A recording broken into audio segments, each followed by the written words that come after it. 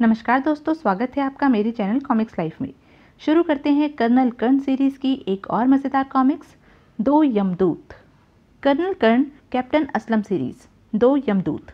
लेखक अंसार अख्तर, कला दिग्दर्शक प्रताप मुलिक, चित्रकार चंदू, सुलेख विनय यम कुमार। पिछले कुछ दिनों से देश के विभिन्न भागों में विभिन्न घटनाएं घट रही थी। कुछ अज्ञात व्यक्तियों ने यात्रियों से भरी एक पूरी ट्रेन को बमों से उड़ा दिया था। पानी का एक जहाज जो बंबई गोदी के बाहर गहरे समुद्र में खड़ा था, अचानक एक धमाके के साथ उड़ गया।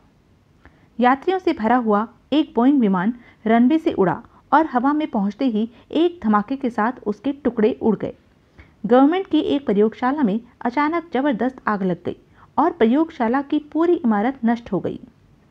देश के सारे अखबार विचित्र समाचारों से भरे रहते थे, लेकिन सीक्रेट सर्विस चुप नहीं बैठी थी। उसके एजेंट शत्रु की तलाश में लगे हुए थे। तलाश का यह काम एक महत्वपूर्ण एजेंट विनोद पांडे के जिम्मे था।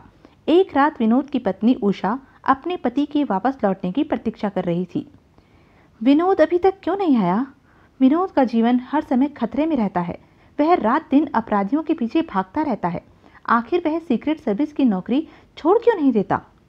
तभी दरवाजे पर दस्तक हुई। खट खट। कौन आ गया? क्या विनोद है? उसने जाकर दरवाजा खोला।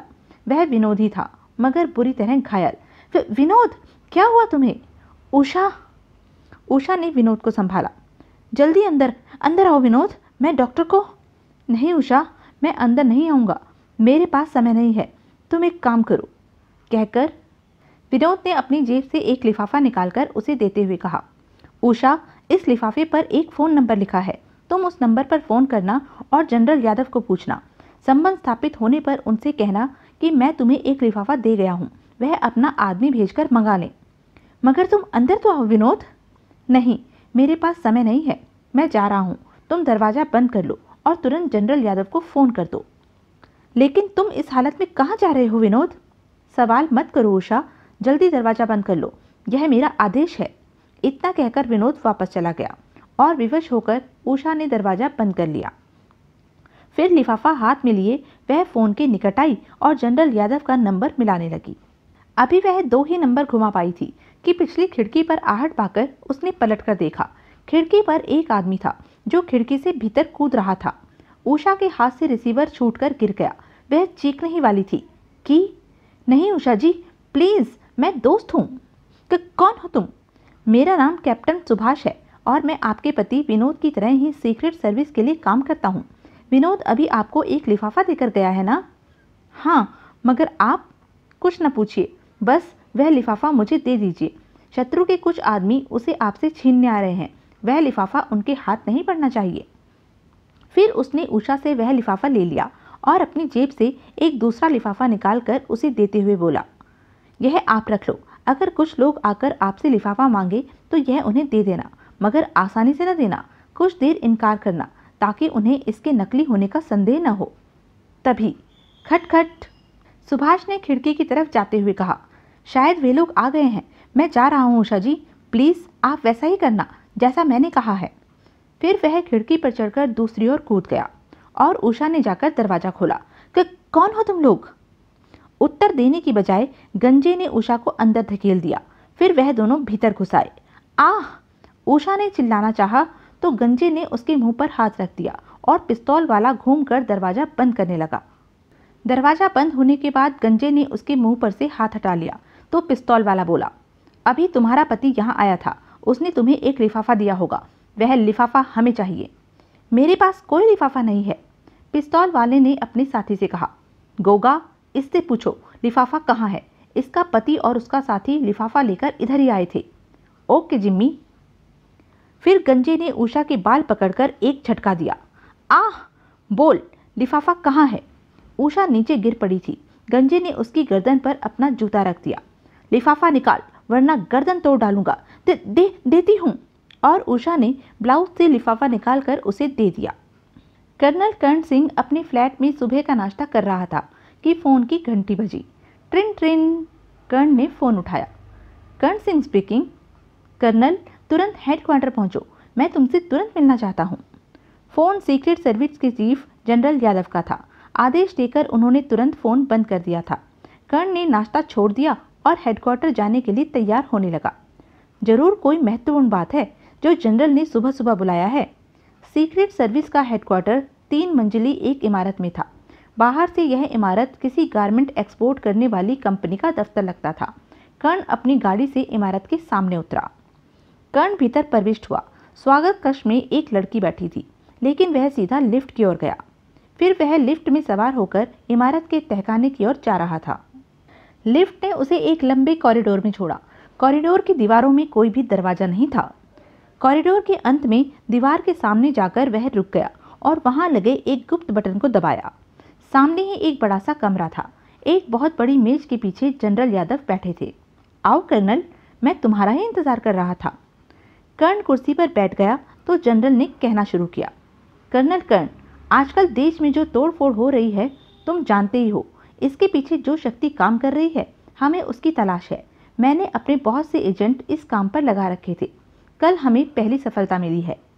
मेरे एक एजेंट ने शत्रु के 2 आदमियों को पहचान लिया था और उनकी रिपोर्ट बनाकर मेरे पास ला रहा था कि शत्रु को पता चल गया और उन्होंने उसे घायल करके रिपोर्ट छीननी चाहिए। मगर वह रिपोर्ट मुझ तक किसी तरह पहुंच गई, क्योंकि हमारा एक और आदमी उसके साथ काम कर रहा था। लेकिन हमारा वह एजेंट विनोद पांडे शत्रु के हाथ पड़ गया है। उसकी पत्नी को भी बदमाशों ने घायल कर दिया है। वह इस समय हमारे नर्सिंग होम में है। लेकिन वह रिपोर्ट क्या है सर? उस रिपोर्ट के अनुसार जिम्मी और गोगा नाम के 2 आदमी उस संगठन के महत्वपूर्ण मेंबर है। संगठन का मुख्य कोई और है, जिसे चीफ कहा जाता है। उसे आज तक किसी ने नहीं देखा, लेकिन जिम्मी और गोगा के द्वारा हम उस चीफ तक पहुंच सकते हैं। मैंने जिम्मी और गोगा की निगरानी शुरू करवा दी है। और अब एक आश्चर्यजनक बात सुनो कर्नल। विनोद की रिपोर्ट के अनुसार हमारी सीक्रेट सर्विस का कोई आदमी शत्रु से मिला हुआ है, जो उन्हें हमारी गतिविधियों की सारी रिपोर्ट पहुंचा देता है। Oh my God! कर्नल कर्ण, मैं तुम पर सबसे अधिक भरोसा करता हूँ, इसलिए चाहता हूँ कि तुम यह केस अपने हाथ में ले लो और जिम्मी तथा गोगा के पीछे लगकर उस अज्ञात चीफ का पता लगाओ, जो हमारे देश को हानि पहुंचाने की कोशिश कर रहा है। ओके सर, मैं अभी इस काम पर लग जाता हूँ। तभी जनरल के सामने रखे हुए गुलाबी रंग के फ़ोन पर सिग्नल हुआ। जनरल ने रिसीवर उठाया। यस? क्या? ओह नो, यह बहुत बुरा हुआ। उन्हें तलाश करो। जनरल ने निराशा से सिर हिलाते हुए रिसीवर रखा तो कर्ण ने पूछा, क्या हुआ सर? जिम्मी और गोगा हमारे आदमी को चकमा देकर गायब हो गए हैं। यह नंबर 7 यानी अजीत का फ़ोन था। उसी को मैंने दोनों की निगरानी पर लगाया था। कर्नल कर्ण एक बार अजीत के साथ मिलकर काम कर चुका था, लेकिन अजीत उसे बिल्कुल पसंद नहीं आया था। ना ही अजीत ने कर्ण को पसंद किया था। कुछ सोचकर कर्ण ने पूछा, सर, क्या आप कुछ अंदाज़ा लगा सकते हैं कि हमारे डिपार्टमेंट में गद्दार कौन हो सकता है? नहीं, मैं कोई अंदाज़ा नहीं लगा सकता। सारे मेंबर्स भरोसे के हैं, लेकिन अब मैं सबकी चेकिंग कराऊंगा। ठीक है सर, आप मेंबर्स की चेकिंग कराइए और मैं उन दोनों बदमाशों की खोज में लगता हूँ। सबसे पहले मैं विनोद की पत्नी उषा से मिलना चाहता हूँ। उसने उन बदमाशों को देखा है, शायद वह कोई काम की बात बता सके। उषा से तुम आज नहीं मिल सकोगे, क्योंकि हमारे डॉक्टर ने उसे नींद का इंजेक्शन दिया हुआ है। कल सुबह तुम उससे मिल लेना, लेकिन कर्नल बहुत होशियार रहकर काम करना। मुझे यह संगठन काफ़ी खतरनाक दिखाई दे रहा है। मैं सावधान रहूँगा सर। अब मुझे अनुमति दीजिए, मैं जाकर कुछ तैयारियां करता हूँ। जाओ colonel, wish you all the best. और हाँ, तुम्हारी सेक्रेटरी कैप्टन सीमा तो आजकल छुट्टियों में शिमला गई हुई है। उसके बिना तुम काम चला लोगे? यस सर, कैप्टन असलम यहाँ है। हम दोनों मिलकर शत्रु से निपटने की कोशिश करेंगे। ओके, अब तुम जा सकते हो। कर्ण वापस अपने फ्लैट पर आ गया। ऑफिस से वह इस केस की फाइल साथ ले आया था। शेष सारा दिन उसने फाइल पढ़ने में गुजार दिया। कैप्टन असलम कर्ण के साथ ही रहता था, लेकिन आज वह कुछ दोस्तों के साथ घूमने गया हुआ था। 11 बजे तक असलम वापस न आया तो कर्ण लाइट बुझाकर सोने के लिए लेट गया। उसे लेटे अभी कुछ ही समय हुआ था कि बाहरी कमरे में हल्की सी आवाज़ हुई, खटाक। यह कैसी आवाज़ है? क्या असलम वापस आ गया है? फिर कुछ सोचकर कर्ण उठा और पिस्तौल लेकर बेडरूम का दरवाज़ा खोलकर बाहर के कमरे में आ गया। यहाँ अंधेरा था। माय गॉड, यह तो कोई फ्लैट का दरवाज़ा खोल रहा है। खतरे का एहसास होते ही कर्ण वहीं दीवार से चिपक कर खड़ा हो गया। फिर अंधेरे में उसने फ्लैट का दरवाजा खुलते देखा, साथ ही एक साया भीतर प्रविष्ट हुआ। कर्ण ने अपनी सांस रोक ली थी। साया धीरे धीरे आगे बढ़कर कर्ण के निकट आता जा रहा था। अचानक कर्ण ने अपनी टांग आने वाले की टांगों में फंसा दी। इसके साथ ही अंधेरे में एक चीख उभरी, आह! फिर वह साया नीचे गिरा। साथ ही अंधेरे में ऐसी आवाज हुई जैसे कांच की कोई चीज टूटी हो। साये के गिरते ही कर्ण ने कमरे की लाइट जला दी। खनाक! माय गॉड, यह तो लड़की है।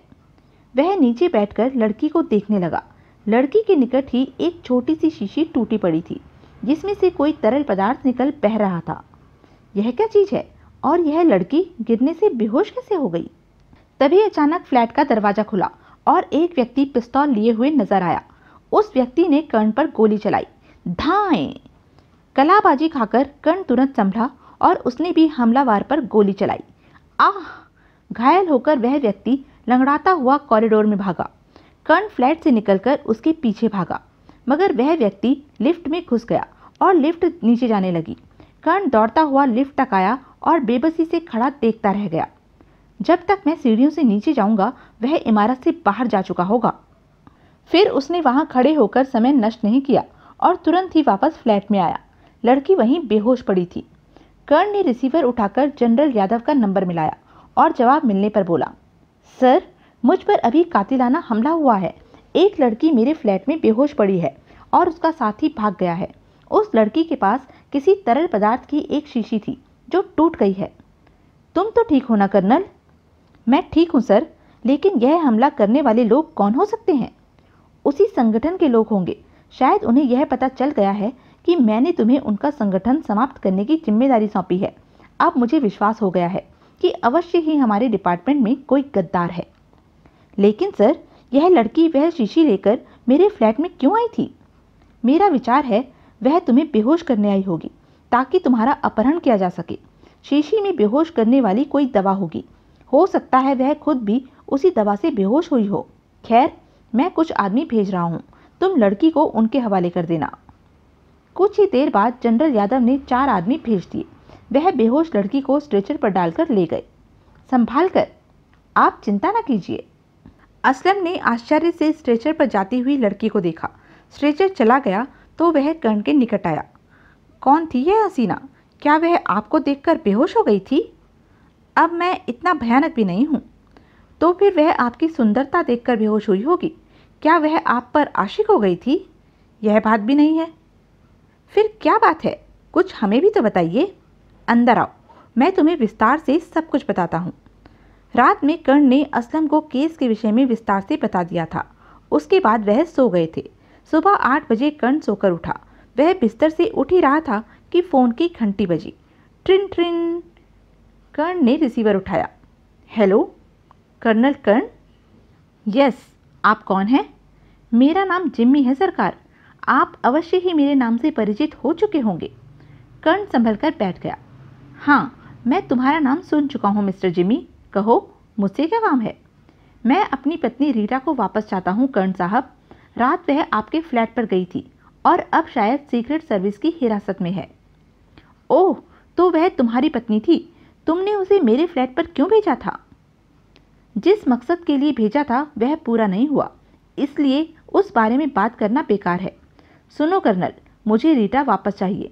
उसके बदले में हम तुम्हारे साथी विनोद को लौटा सकते हैं।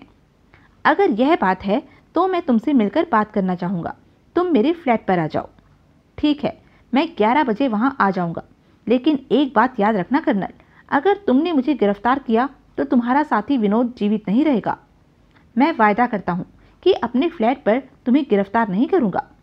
ओके, मैं ठीक 11 बजे आ रहा हूँ। तो यह थी अब तक की कहानी। आगे की कहानी जानने के लिए बने रहें मेरे साथ। और हाँ, मेरे चैनल को लाइक, शेयर और सब्सक्राइब करना ना भूलें। धन्यवाद।